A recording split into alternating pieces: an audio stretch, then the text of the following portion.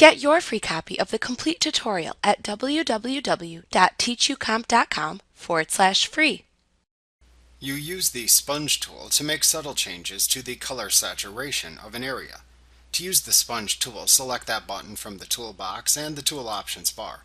Notice that it shares the same button with the dodge and burn tools.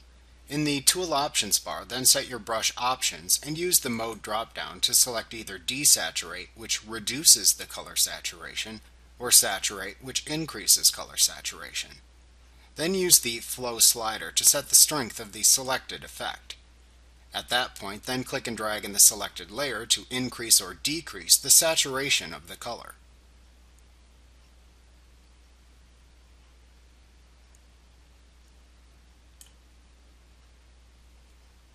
Like what you see? Pick up your free copy of the complete tutorial at www.teachucomp.com/free.